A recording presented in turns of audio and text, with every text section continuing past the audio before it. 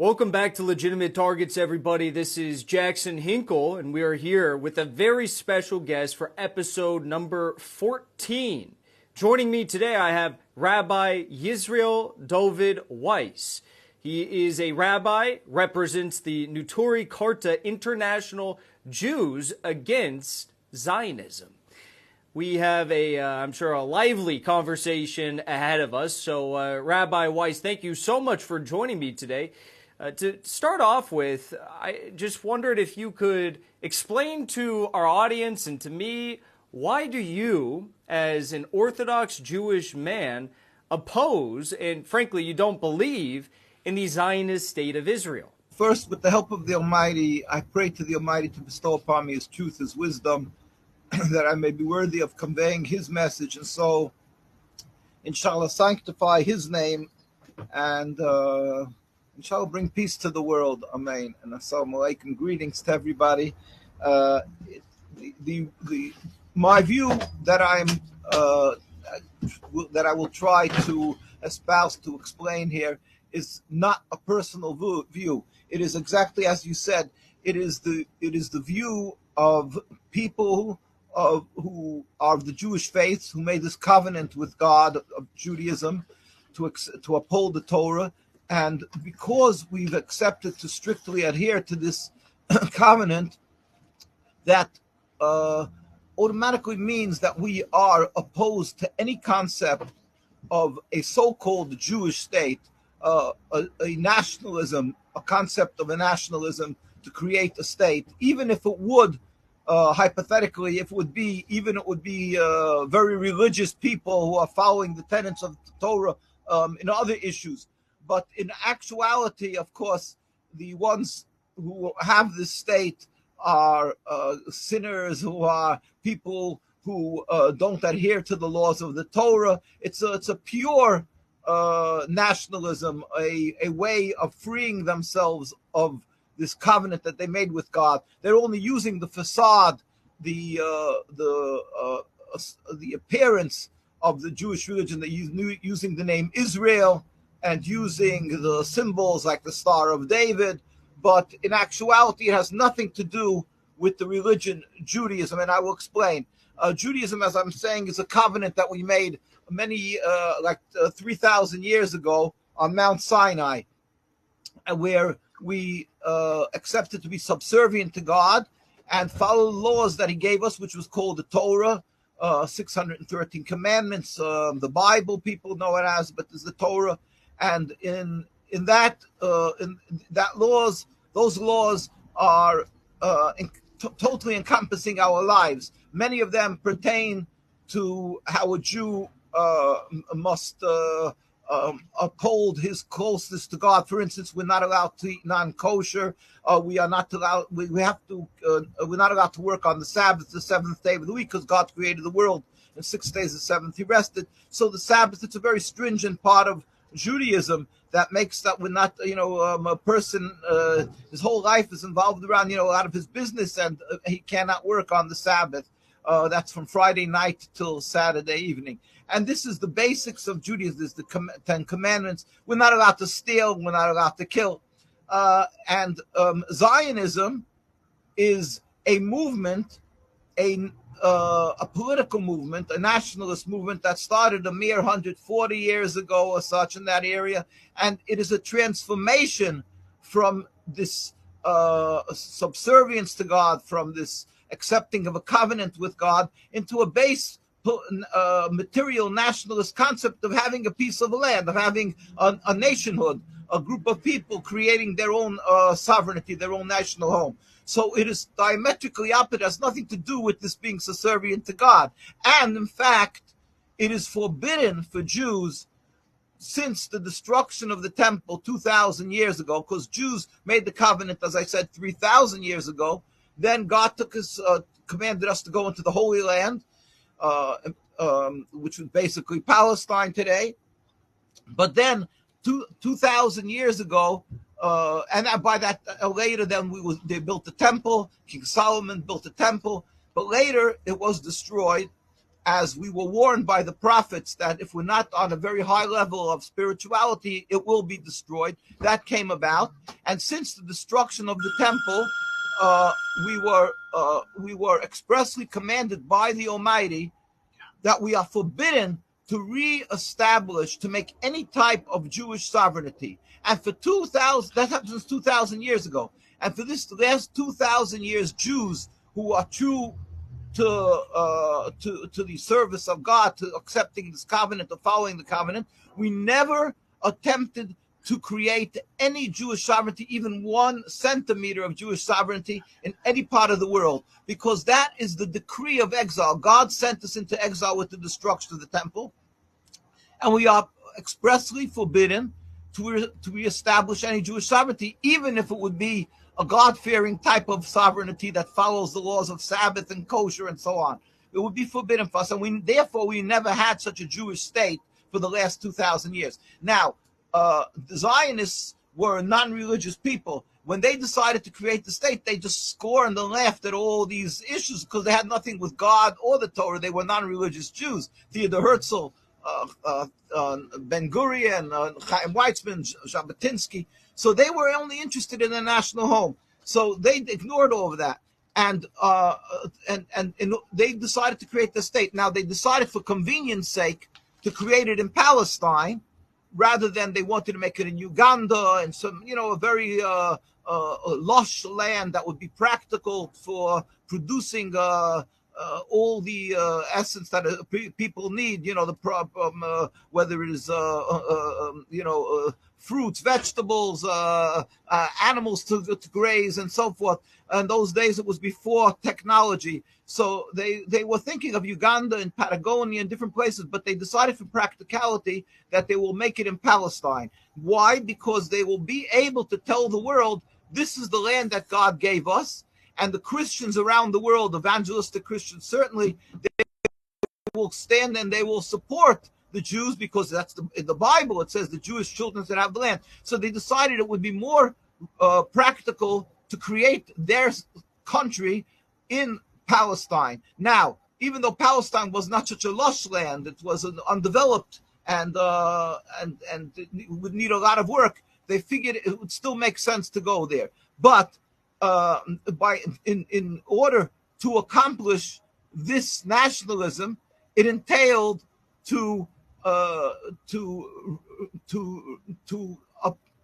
rather steal the land from the people that were living, the indigenous people. So you have over 500 villages and towns, and the people, the Palestinian people that were living there, and you're going to have to remove them from their homes. So that is a technical problem that the Zionists had, but they just looked at it as, unfortunately, as a technicality, and they went about the business of totally,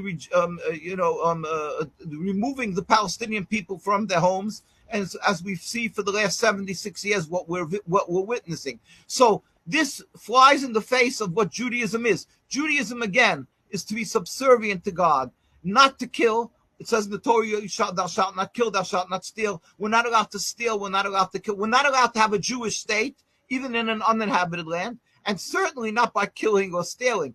And also, on top of that, Jews are required to show gratitude, to express gratitude to people who have done good to the Jewish people. And we have that in the last 1,000 years. There was the Inquisition in Spain, there was the Spanish Inquisition, there was the Crusades, and the Jews were murdered and they were killed and thrown out of their homes and sent out of many lands, including England and many other lands. And where did the Jews find a home? They were embraced by the Arab and Muslim people, and we flourished amongst them. And Jews are required by God to express our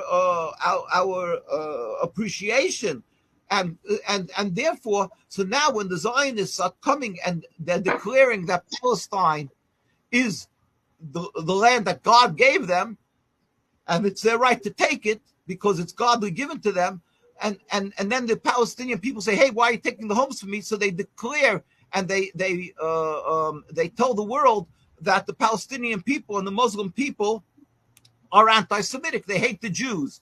So there could be nothing more vile, disrespectful, repugnant, repulsive than, to take a people who were so kind to us, because it was the Muslims, the Arabs, and all the Muslim and Arab countries, and including the Ottoman Empire, which included Palestine, that we were embraced and given a home. So how dare these Zionists go, and in order to accomplish their goal of establishing a state, they have to tell the world, a narrative that the people who are opposing them are haters of Jews, and the reason they oppose their going to establish a state is not because they don't want their homes to the Palestinian people, not because they don't want their homes to be stolen. It's still because they hate Jews. So in every aspect, every facet of this Zionist creation of the state of Israel, it is totally in contradiction. It is antithetical to every concept of Judaism, and therefore all the rabbinical authorities from day one around the world oppose Zionism. So I'll show the picture always. Here you have a picture. I carry around with me some pictures. Here you see the Declaration of Independence, the most historic moment in Zionism, where you see Ben Gurion, the first prime minister, reading the Declaration of Independence in Independence Hall in 1948. Here you have the picture of Theodore Herzl on the wall with Stars of David on the wall. And now, and you can look at the people was about the days. Instead of rabbis, you see people that aren't even covering their heads, which a Jew is required to cover the head to show that we believe that there's a God above us. And this is the dais, the most respectable of their representatives sitting at the dais at this historic moment instead of rabbis. So you can see the duplicity, the hypocrisy of them making a Jewish state, the Star of David declaring it's because God gave them the land, yet they don't have the rabbis sitting there because it's a total farce. It's not a Jewish state. It's a nationalist, selfish, flawed political entity. And the rabbis, as I say, like the rabbis in 1947, before they made the state, this is Rabbi Dushinsky, the chief rabbi of the Jewish community that was living in Palestine together with the Palestinian people, pleaded with the United Nations, and he said, we furthermore wish to express our definite opposition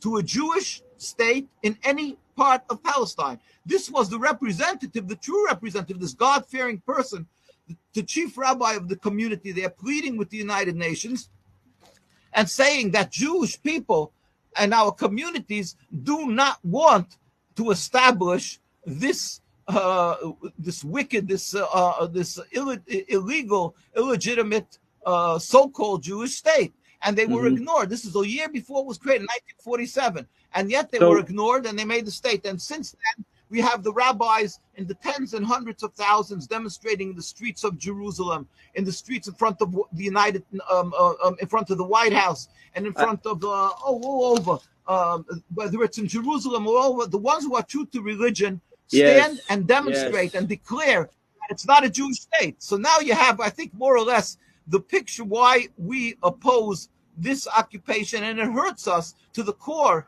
that this terrible crime, this genocide, is being perpetrated not just by a people, but a people who are masquerading under the facade of my religion and claiming they're doing it because God allows them to do it. Rabbi Weiss, you're one of many Orthodox Jewish people that opposes the Zionist state of Israel. There are many Orthodox Jews within Israel itself, the Zionist entity, who refuse to participate and flat out reject the state. They don't participate in the military. They don't participate in political life or the voting process.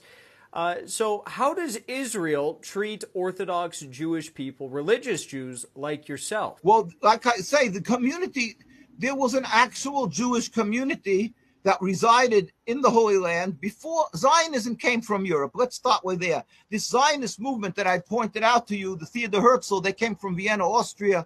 This whole movement, this political movement, this nationalist concept came from a group of sinners, of heretics, ones who detested the religion and did not uphold the religion. They came from Europe, and they became close with the leaders of England and so forth. The Balfour Declaration, it was supported by the English government.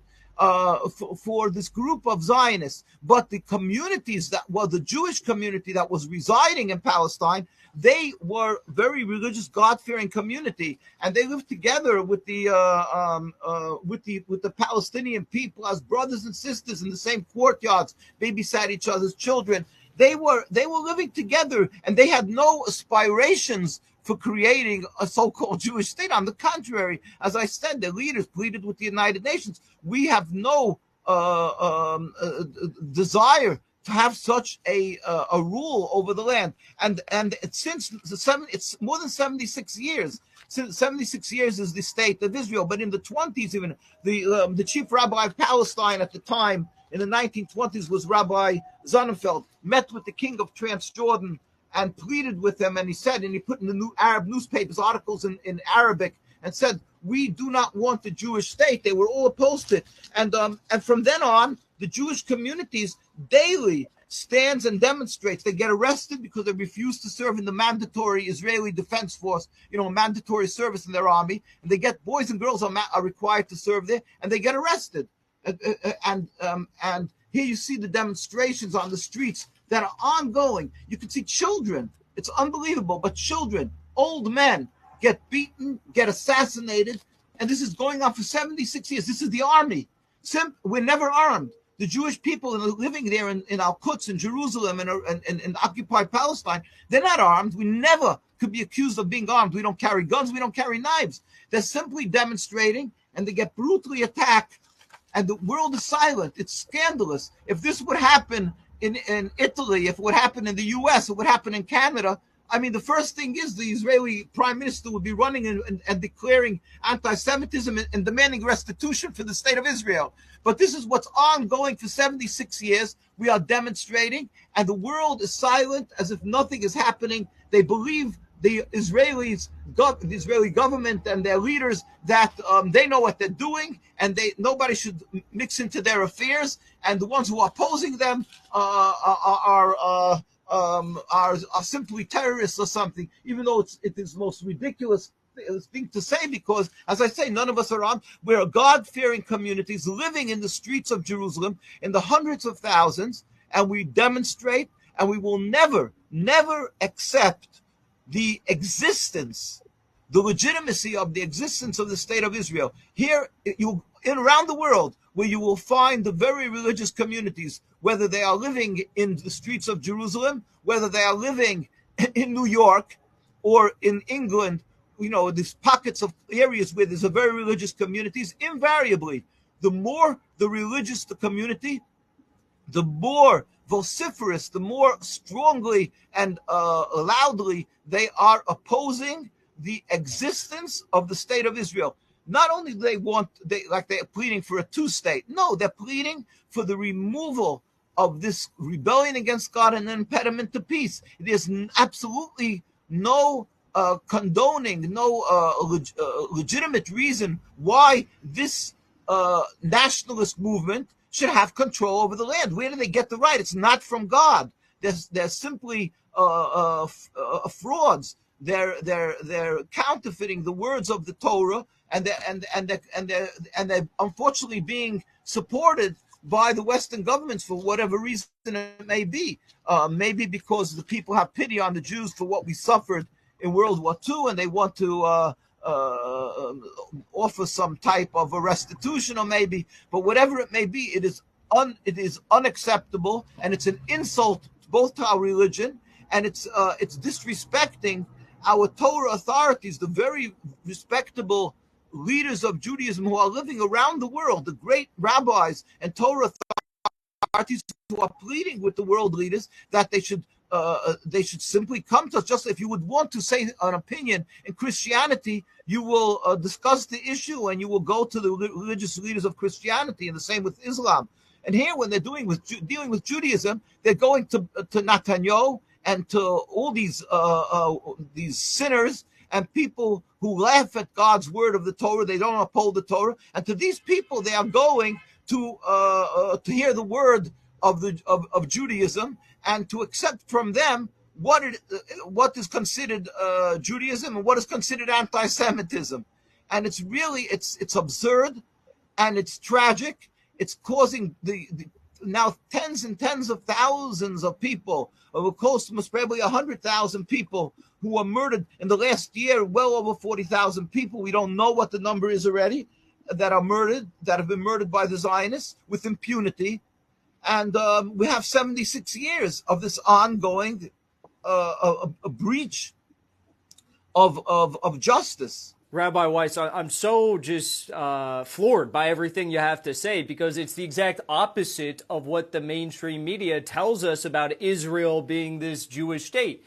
You know, something that I saw on an X account called Torah Judaism is that King Solomon, he wrote a prophecy in Shir Hashirim warning the Jewish people not to try and establish Jewish sovereignty. He warned against trying to establish a Jewish state.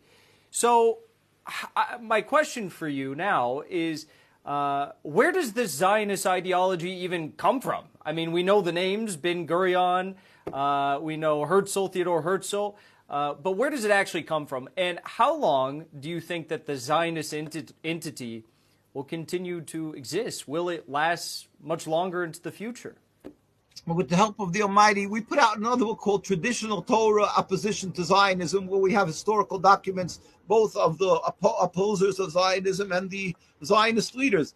And Theodor Herzl, as you know, the father of Zionism, I'll just quote one of his statements, and so you'll get a simple an idea of what we're dealing with. So Theodor Herzl wrote in his diary, the way, and I'm quoting him, diary page 14, he says, the way to solve the problem of anti-Semitism is to speak to the head priest of Vienna, to get an appointment with the Pope, to make a mass conversion of all the Jews of Austria to Catholicism.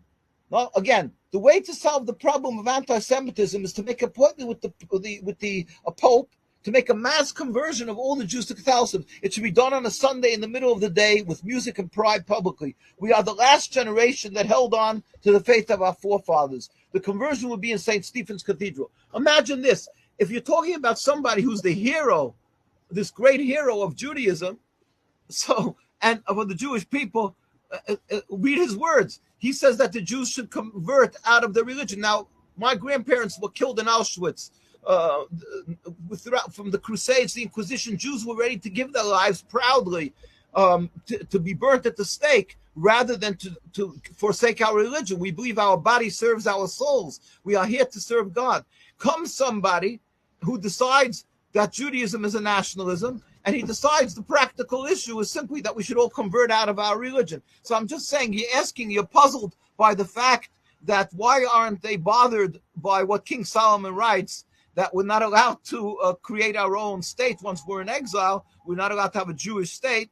Of course, he doesn't care. He has nothing with God. He says Jews should simply drop their religion. See, we're not dealing with people who reckon with the words of the Torah. We're dealing with people who drop God, and therefore they don't have these moral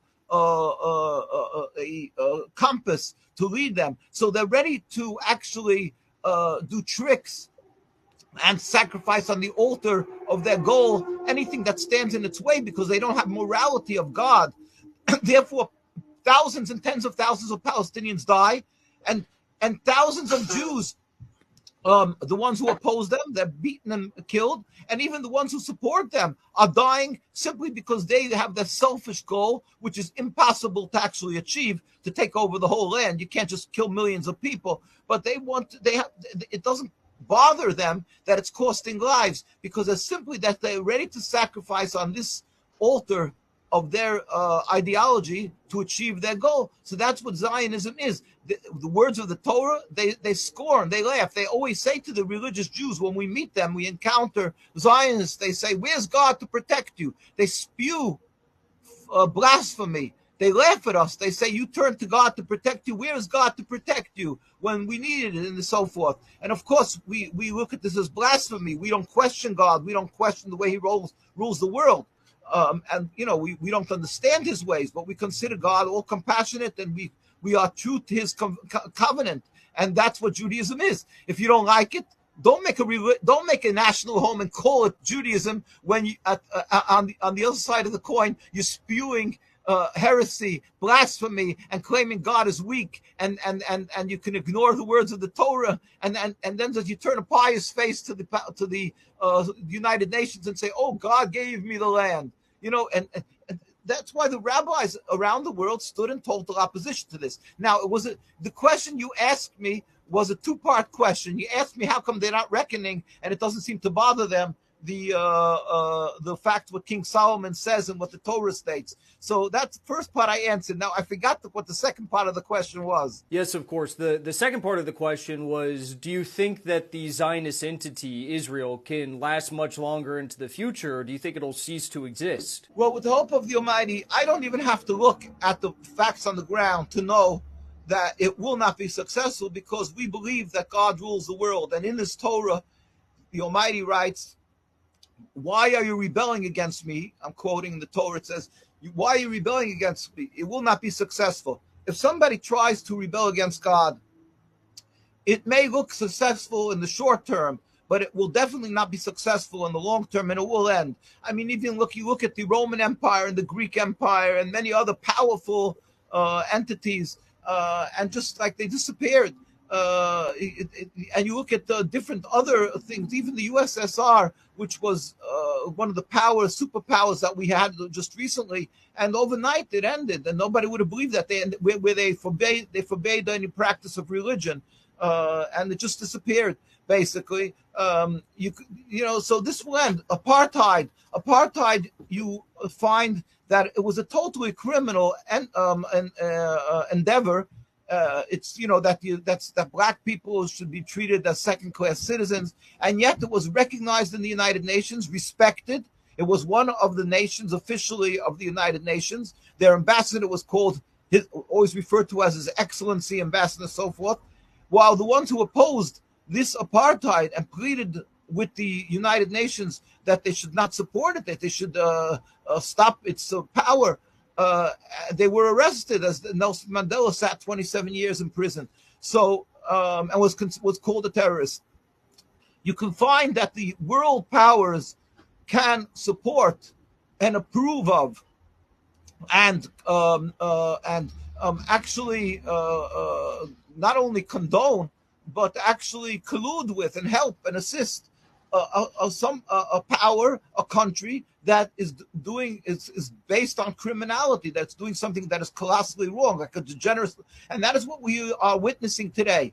A genocide daily that is beyond words, that carried over now and from Gaza into Lebanon, and the world, the normal grassroots people around the world are witnessing this in horror and pleading with the world governments that they should do something about this. And many world governments would like to do something, but yet they're superpowers that are not permitting anybody to stand in the way of what this satanic occupation is. But that does not give that an aspect of legitimacy. It doesn't prove anything that it's legitimate. As I say, the perfect example is apartheid. Today, if somebody would want to create a country under the rules of apartheid, the United Nations would never accept it, and no world power would accept it, because it's ridiculous. Everybody would say it's abhorrent. Yet it did exist for so many tens of years, and it was only pushed out, well, we believe, because God, with His compassion, ended it. But it was the grassroots that forced the politicians and made them uncomfortable and made them sanction and so forth, till eventually it was ended. And as I say today, it would never happen again with God's help. Now the same thing was with this terrible occupation. It may look today that it is fully legitimate. It's under the waving. It's the flags of one of the United Nations, but it is clearly a fraud. It is against the Torah.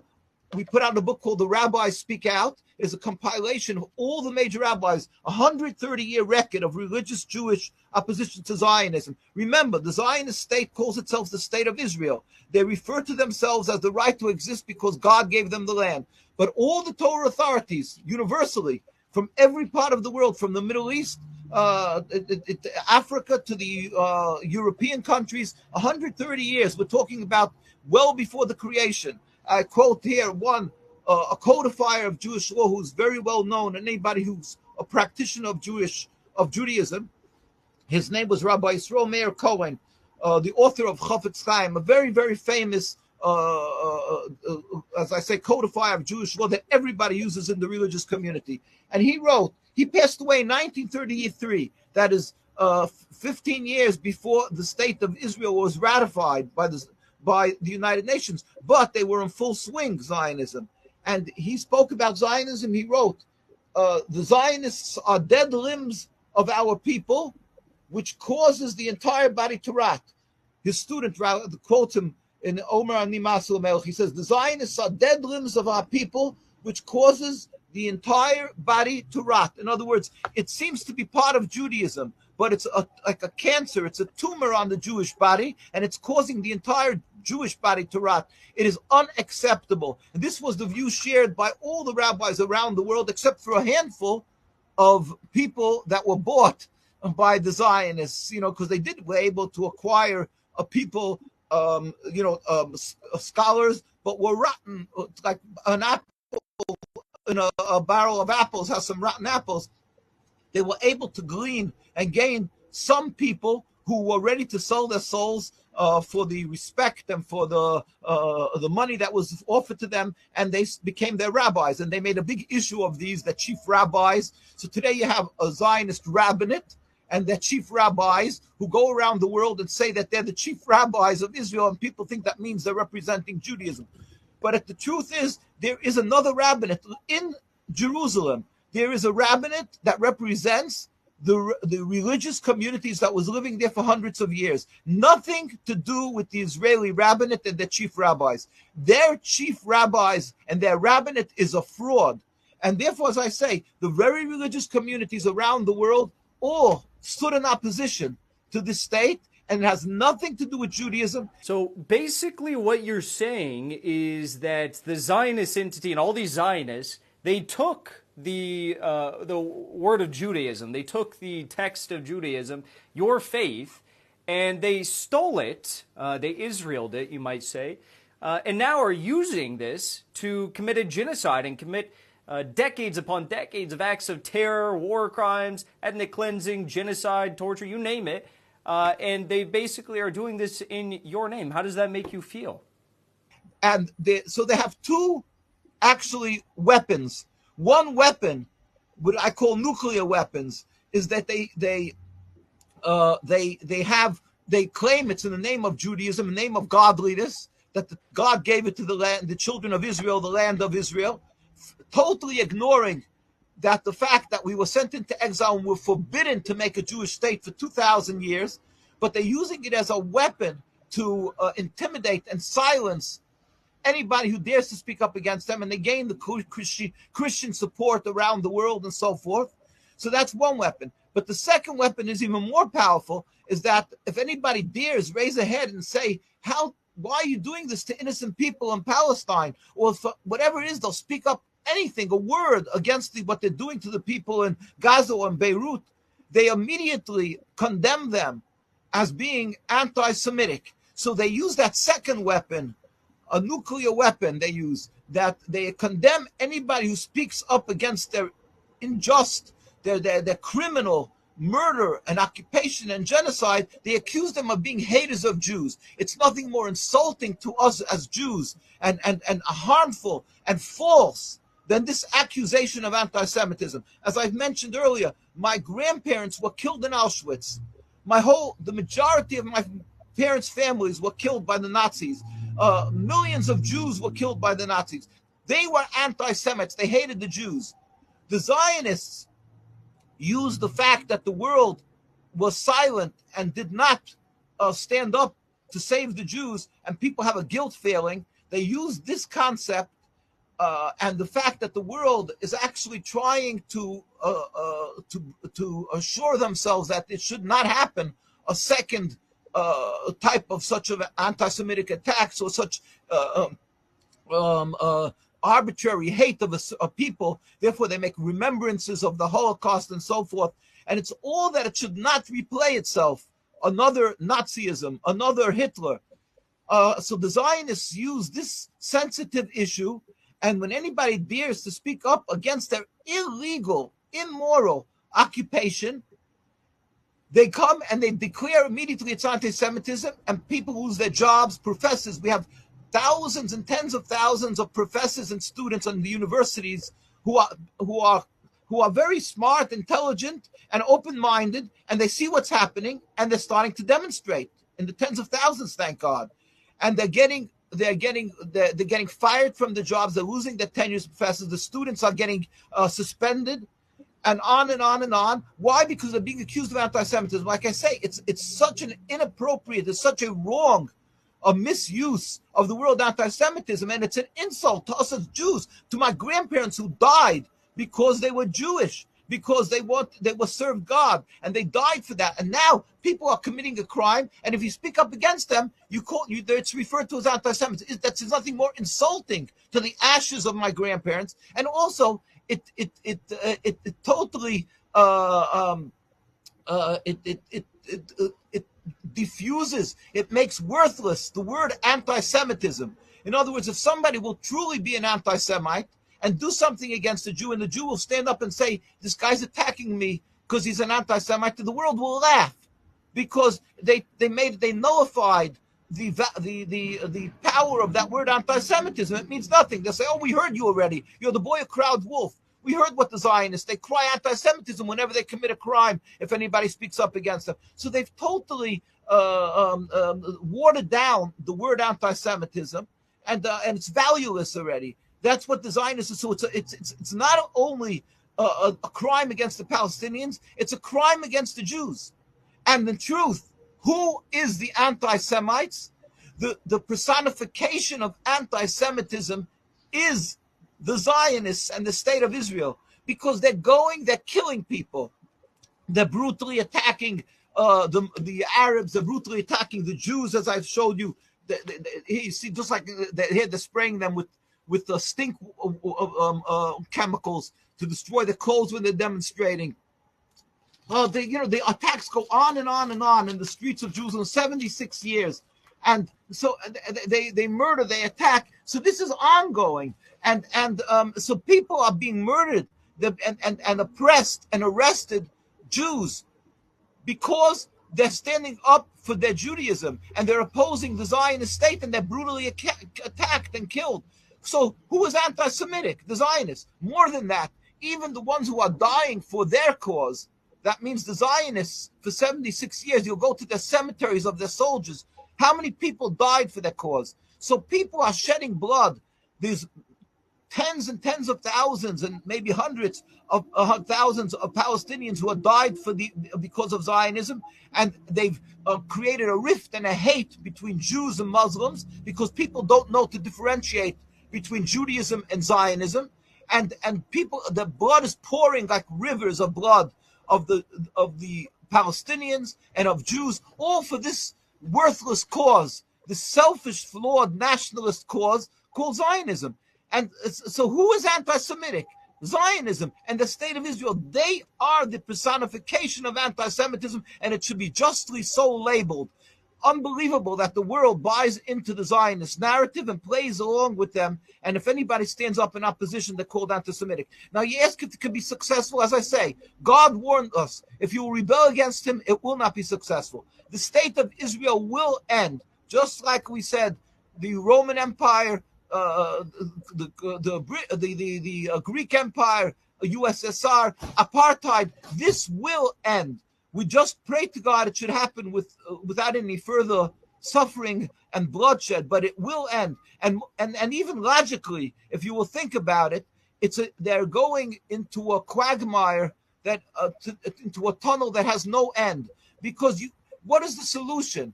They're going to throw out every Palestinian from Palestine. Millions of people they're going to throw out.